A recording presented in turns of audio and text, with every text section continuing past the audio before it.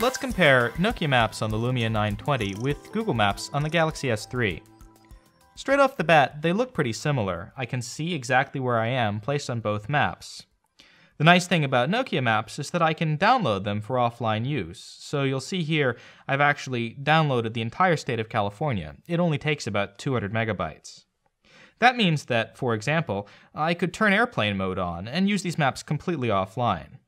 Now, Google Maps doesn't offer true offline functionality. For a more fair comparison though, I've actually cached the area around me. You can see that marked by this black square. That means that when I turn airplane mode on my S3, I still have the ability to orient myself and take a look around me. I even see some of the buildings highlighted. The differences become a little bit more apparent when I actually try to use the maps to do something. Say I wanted to find a grocery store. In Nokia Maps, I can just type that in, do a quick offline search, and see where all of the grocery stores I might want to visit are right around me. I can even tap on one of them and figure out how to get directions.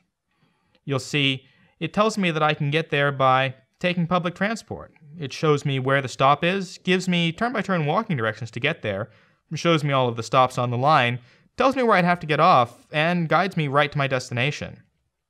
It's close enough to walk, only about a mile away, so if I wanted walking directions instead, all I'd have to do is tap Start Navigation, and I'd be on my way.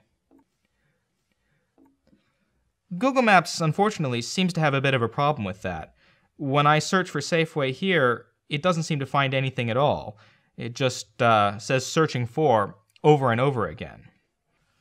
On Nokia Maps, the fact that I've downloaded the entire state of California rather than just a local area means that these exact same functions work even if I'm going a little bit further away. Say I wanted to meet a friend who goes to school at the University of California, and it figures out how to get me there even though it's across the bay. You see, when I say get directions, it again will show me that I could get there by taking the train. If I were to do that though, it would take me about an hour. And even though it tells me exactly where the station is, again, what all the stops are, and how I'd walk to Sproul Hall, that is a bit long. If I search for driving directions instead, it tells me that it would only take about 20 minutes. I could tap Start Navigation and be launched right into Nokia Drive, which would give me a full offline turn-by-turn experience, including spoken street names.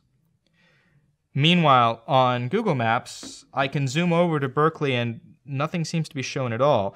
I'm pretty sure I know where this is, but I'm gonna have to guess. Let's see, I think this is it. It's pretty hard to tell, and when I start the dedicated navigation application, even though that's its job, it doesn't seem to be up to the task. I'd have to turn on my data connection and switch out of airplane mode, using up that data rate, in order to answer something as simple as how to get from point A to point B. And there you have it. True offline functionality in Nokia Maps means that I get the best, smoothest, most useful experience on my phone.